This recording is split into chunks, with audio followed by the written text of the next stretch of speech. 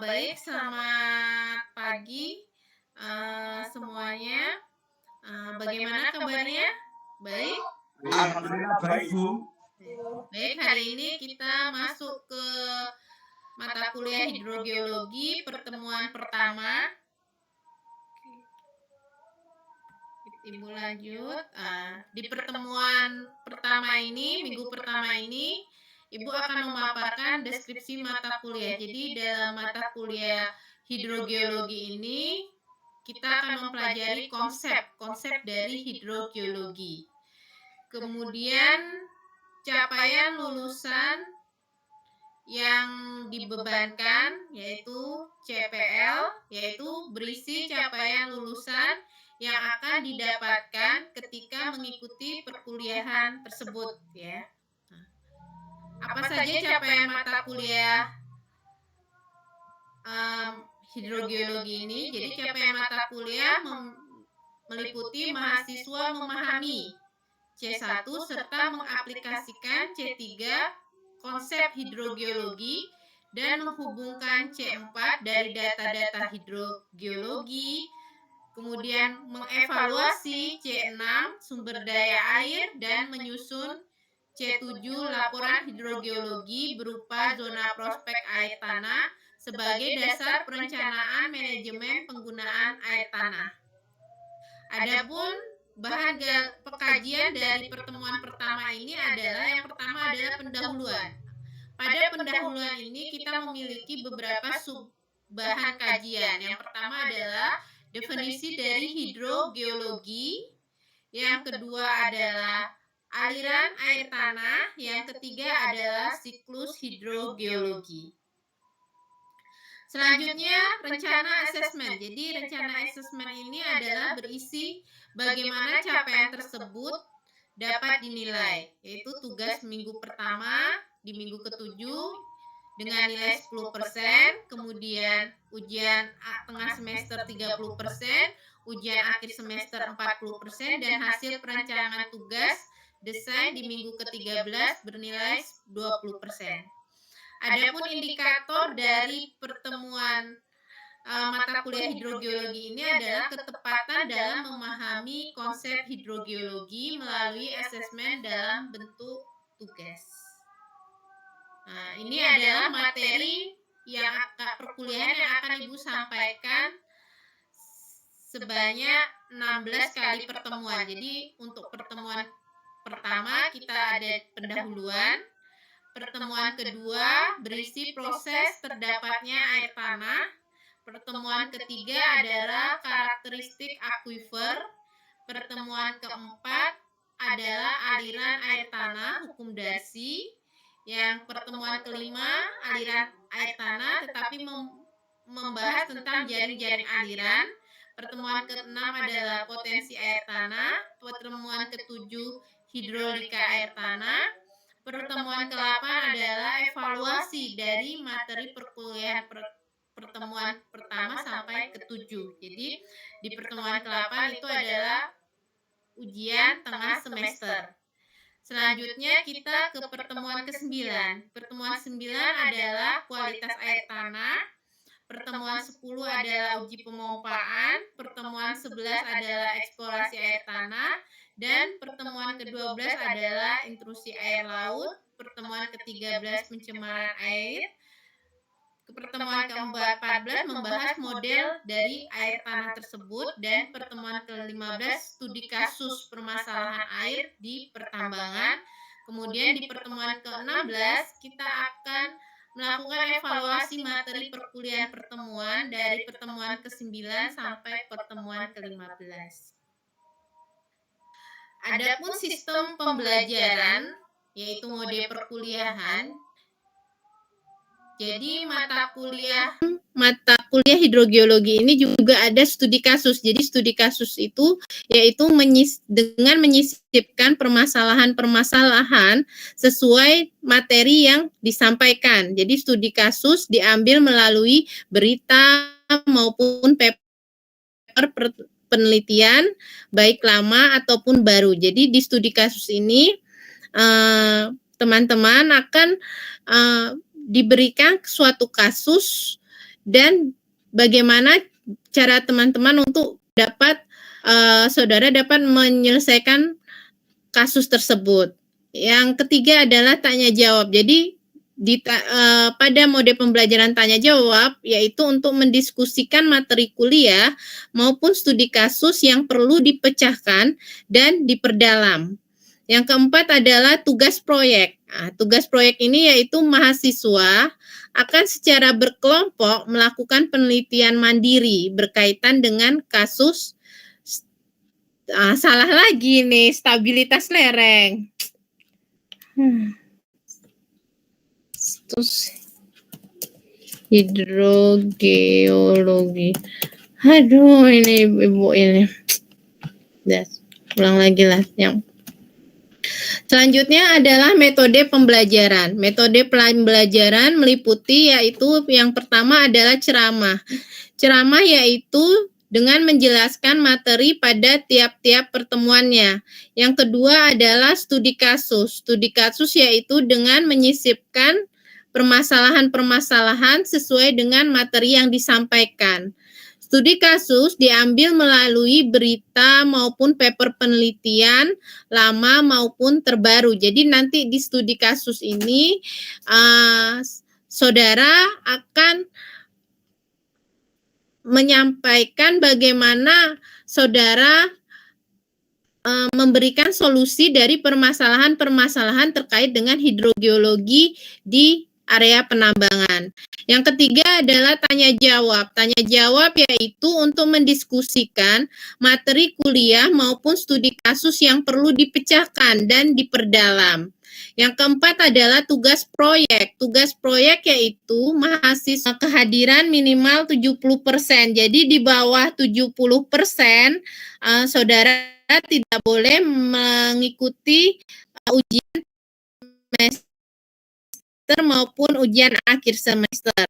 Yang kedua, untuk penilaian untuk tugas pada minggu ke-7 bernilai 10%. Jadi, jika saudara tidak mengerjakan tugas, maka akan berkurang nilai penilaiannya 10%. Selanjutnya, yang kedua adalah ujian tengah semester dengan nilai 30%, ujian akhir semester 40%, dan yang terakhir tugas desain atau studi kasus di minggu ke-13 itu bernilai 20%.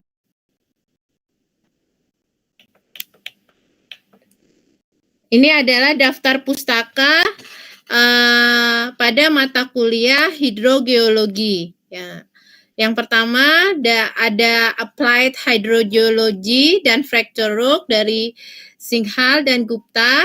Yang kedua adalah Applied Hydrogeology oleh C.W. Vetter. Yang ketiga buku dari Groundwater Hydrology dari David Cathode. Jadi daftar pustaka yang kita pakai 3 ini. Kita berpegangan pada 3 buku ini. Oke, kita masuk ke materi. Baik, kita masuk ke materi. Jadi istilah hidrogeologi. Kita sekarang mempelajari mata kuliah hidrogeologi. Ada geologi, ada hidrologi. Nah, geologi itu menjadi geohidrologi. Sedangkan hidrologi menjadi hidrogeologi. Maksudnya gimana, Bu? Jadi kalau geohidrologi berarti geonya lebih banyak daripada hidrologinya. Kalau hidrogeologi berarti hidronya lebih banyak daripada geologinya. Maksudnya gimana, Bu? Jadi kita pahami dulu geologi. Ya.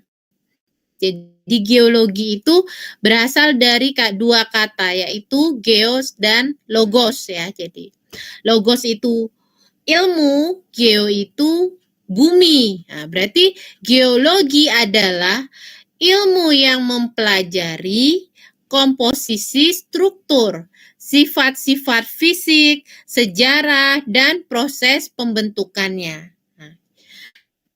Geohidrologi ini merupakan cabang dari ilmu geologi. Nah, kemudian ada hidrologi. Hidrologi itu apa? Hidrologi adalah cabang dari ilmu geografi ya. Jadi hidrologi cabang dari ilmu geografi yang mempelajari pergerakan, distribusi dan kualitas air di seluruh bumi, termasuk siklus hidrologi dan sumber daya air. Terus yang kita pelajari sekarang ini apa, Bu? Kita belajar hidrogeologi. Hidrogeologi berarti hidrogeologi merupakan bagian dari hidrologi yang mempelajari penyebaran dan pergerakan air tanah dalam tanah dan batuan dan kerak bumi yang sering kita sebut dengan aquifer. Jadi beda ya antara hidrologi sama hidrogeologi. Jadi kalau ada geohidrologi, ada hidrologi, ada hidrogeologi. Jadi kalau geohidrologi itu groundwater hidrologi. Kalau hidrogeologi itu groundwater geologi. Nah, jadi kalau bedanya hidrologi atau hidrogeologi, jadi kalau hidrologi itu mempelajari air di permukaan, gampangnya seperti itu. Lebih mudah kita mengingatnya kalau hidrologi itu mempelajari air di permukaan saja. Tapi kalau hidrogeologi berarti geonya bumi kan, berarti mempelajari air yang di atas permukaan dan di bawah permukaan. Jadi itu perbedaan antara hidrologi, hidrogeologi, ada geohidrologi dan geologi. Oke, Ibu lanjut. Nah, jadi hidrologi, geohidrologi, yaitu sama-sama belajar studi mengenai sifat fisik, kimia, lingkungan, gerakan, kegunaan, dan hal lain yang menyangkut air tanah. Gitu. Jadi kalau hidrologi ada, jadi hidrogeologi sama geohidrologi itu hampir sama, cuman berbedanya kan hidrogeologi, hidronya lebih mendominasi daripada geologinya. Kalau geohidrologi, geonya lebih mendominasi daripada hidrologinya. Mudahnya kita mengingatnya.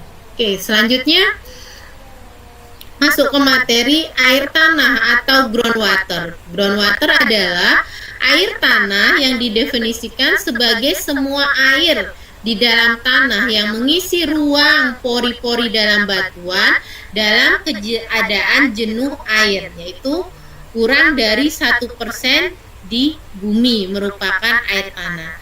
Pada umumnya, air tanah ini berasal dari hujan atau kita sebut juga air meteorit. Jadi, air meteorit itu adalah air hujan, ya.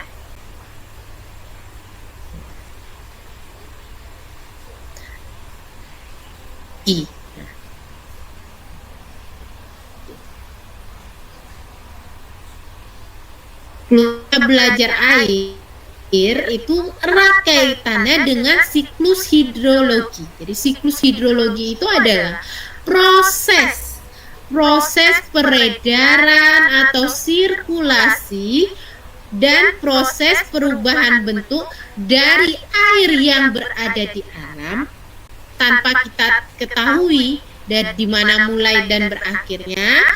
Kemudian air tersebut mengalami penguapan dari samudra, kemudian naik ke kondensasi di atmosfer, serta kembali lagi ke permukaan bumi dalam bentuk presipitasi. Jadi siklusnya seperti itu. Jadi evaporasi, naik jadi awan, kemudian terbawa awan ke perbukitan, kemudian dari awan menurunkan hujan, terjadilah presipitasi, terjadi runoff air dari sungai maupun dari bawah tanah, pori-pori batuan, kembali ke laut lagi, seperti itu. Siklus dari hidrologi. Selanjutnya, Infiltrasi. Jadi infiltrasi itu adalah merupakan gerakan air dari permukaan tanah masuk ke dalam tanah atau soil ya. Jadi proses infiltrasi itu melibatkan 3 proses. Yang pertama, proses masuknya air hujan melalui pori, kemudian tertampung air hujan tersebut di dalam tanah. Baru kemudian proses mengalirnya air tersebut di tempat lain. Itu kita sebut dengan proses infiltrasi. Sedangkan menurut Menzer 1964, besarnya infiltrasi itu dipengaruhi oleh beberapa faktor. Yang pertama, faktor kondisi permukaan tanah.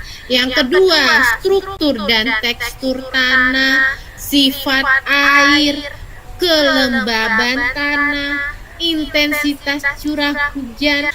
Selanjutnya aspek geologi yang berhubungan dengan air tanah. Apa saja sih aspek geologi yang berhubungan air tanah? Karena kita belajar hidrogeologi, berarti kita juga mempelajari aspek geologinya. Yang pertama kita pelajari apanya dulu?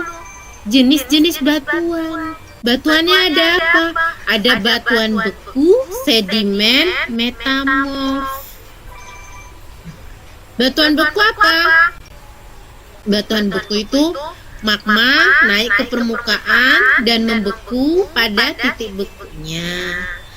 Contohnya batuan beku apa? Ada granit, andesit, basalt. Batuan beku juga dibagi batuan beku asam, intermediate, dan basah. Bedanya apa, Bu? Bedanya mineral mafiknya lebih besar daripada mineral felsik untuk batuan beku asam. Contohnya granit. Terus batuan beku basah, intermediate, mineral felsik sama dengan mineral mafik.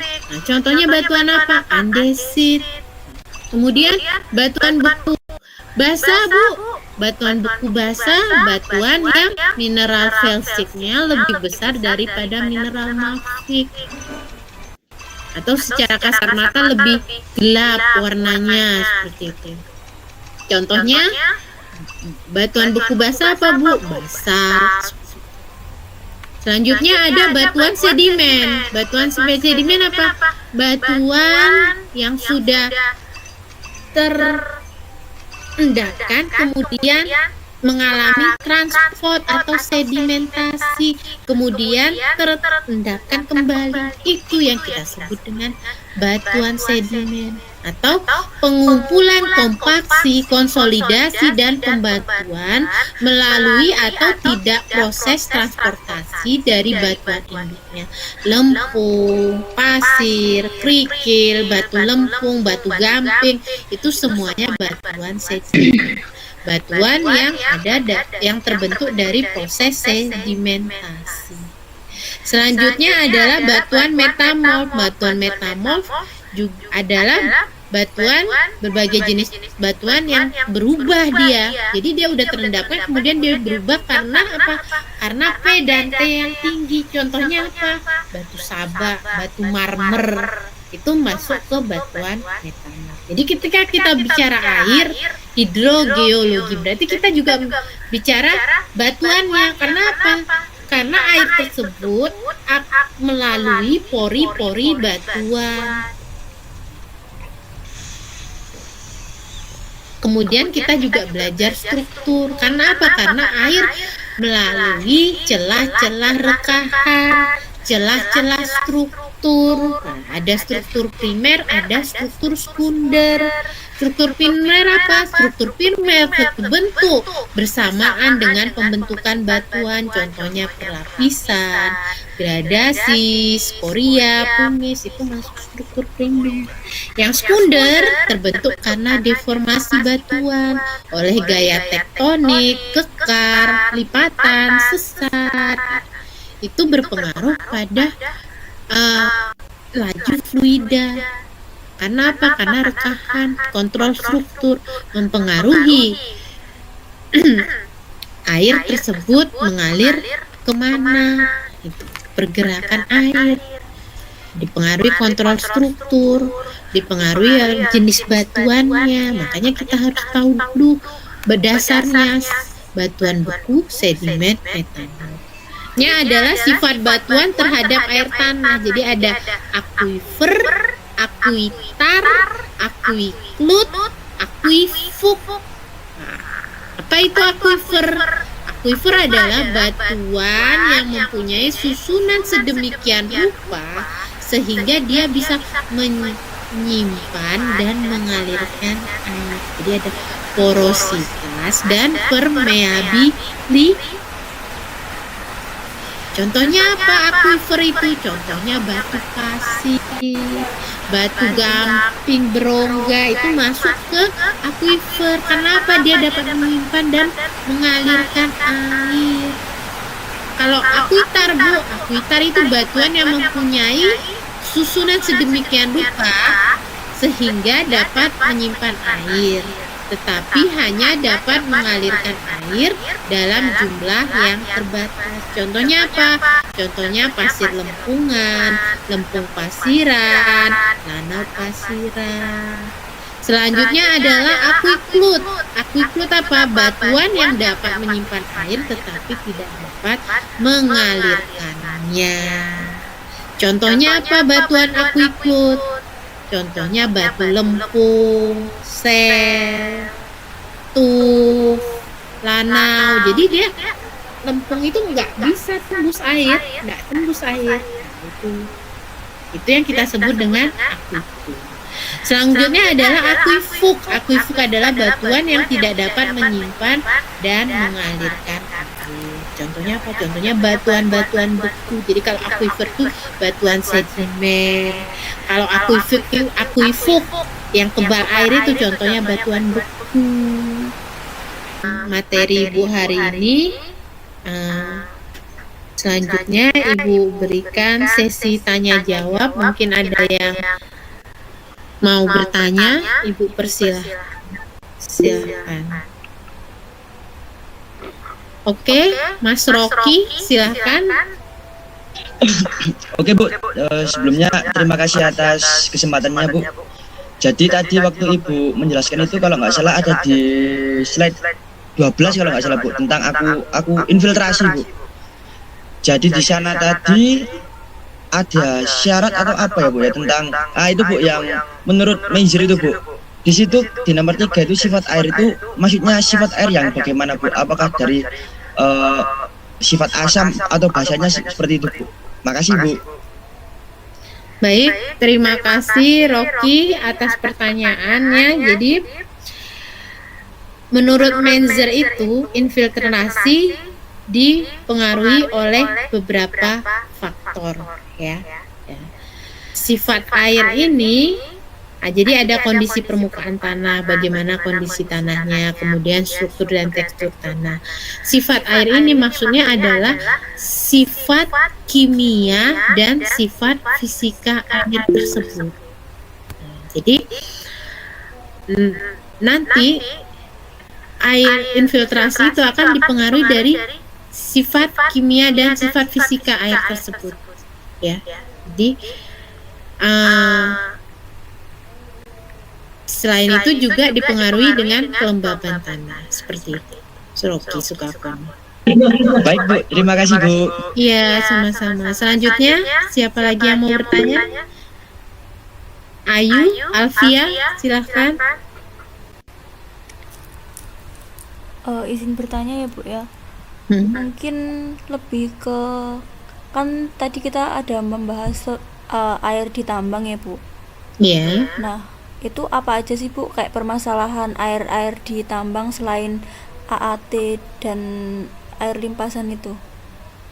Baik, terima kasih Alfi atas pertanyaannya. Jadi hidrogeologi masalah air erat kaitannya dengan permasalahan air yang ada di pertambangan ya. Contohnya ketika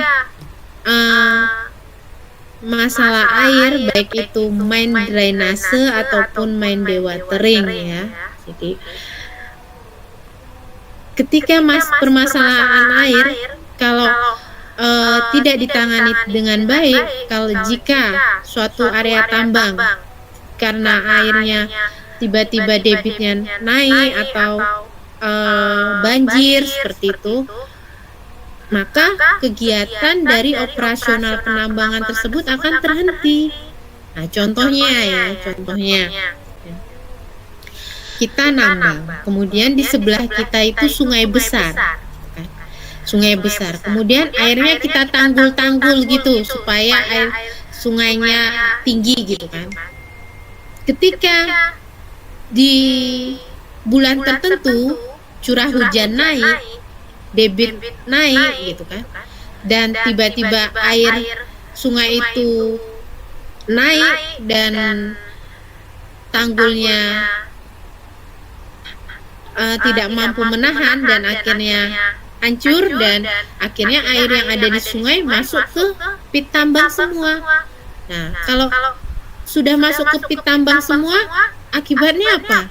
Kalau masuknya dalam jumlah kecil, kalau masuknya dalam jumlah besar, akhirnya suatu pit tambang akan terkena limpasan dari air sungai yang debitnya sangat besar. Akibatnya terjadilah banjir di lokasi penambangan.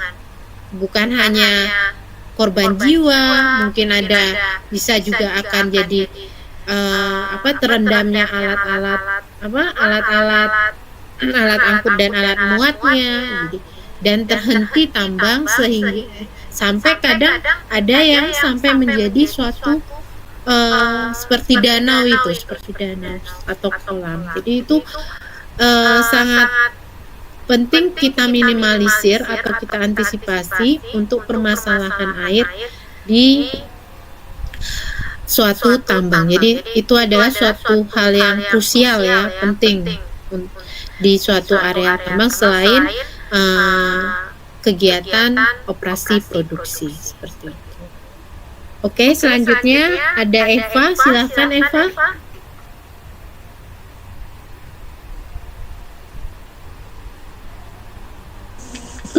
Izin tanya Bu, kalau permasalahan air di tambang itu berarti maksudnya hidrologi atau hidrogeologi ya Bu?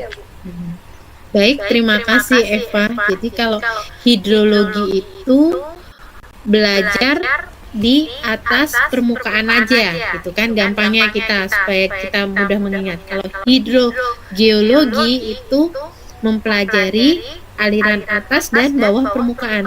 Kalau di bawah ke permasalahan di tambang itu ketika misalnya kita mau membuat kolam pengendapan atau atau settling pond itu kan, kita kan harus mengetahui dulu kondisi dari geologi atau batuan di area tambang tersebut. Jadi jenis batuannya apa dan kira-kira batuan tersebut bisa melalukan air atau tidak, seperti itu. Dan kita belajar masuk ke hidrogeologi karena kita belajar bagian atas dan bagian bawah permukaan. Seperti itu Eva. Baik Bu, terima kasih. Iya. Baik, ada lagi yang mau bertanya? Silakan. Kalau tidak ada, mungkin kuliah hari ini Ibu cukupkan sampai di sini. Terima kasih atas kehadirannya. Assalamualaikum warahmatullahi wabarakatuh. Waalaikumsalam warahmatullahi wabarakatuh. Jumpa minggu depan. Terima kasih. Sama-sama Bu. Terima kasih Bu. Sama-sama. Udah di off kan Alfia? Makasih.